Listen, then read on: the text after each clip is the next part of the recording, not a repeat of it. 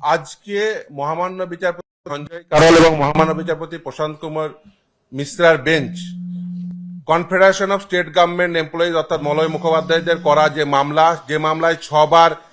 জিতেছে confederation of state government employees অর্থাৎ রাজ্য সরকারি কর্মচারীরা, সেই মামলায় আজকে মহামান্য বিচারপতিরা একেবারে ডিসাইড করে দিয়েছেন যে ডিএ কর্মচারীদের জন্য লিগালি এনফোর্সেবল রাইট, যে কথা কলকাতা হাইকোর্ট বলেছিল সেই কথাই আজকে মহামান্য সর্বোচ্চ ন্যায়ালয় বলেছে এবং কর্মচারীদের জয় হয়েছে এবং অলরেডি 25% এরিয়া ডিএ যেটা দেওয়ার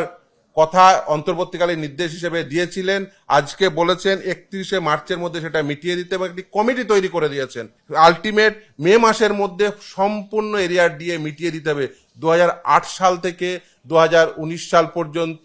যে এরিয়া ডিএ যেটা ক্যালকুলেশন করতে হবে ডিএ এআই সিপিআই অনুযায়ী ক্যালকুলেশন করে কর্মচারীদের সম্পূর্ণ ডিএ মিটিয়ে দিতে হবে। অর্থাৎ যে কর্মচারীদের পক্ষ থেকে যে কথা প্রথম থেকে বলে আসছিলাম, এই 2016 সাল থেকে যে লড়াই শুরু হয়েছিল 2016 সালের নভেম্বর মাস থেকে আজকে 2026 সালের 5ই ফেব্রুয়ারি সর্বোচ্চ ন্যায়ালয়ে সেটাই প্রতিষ্ঠা পেল।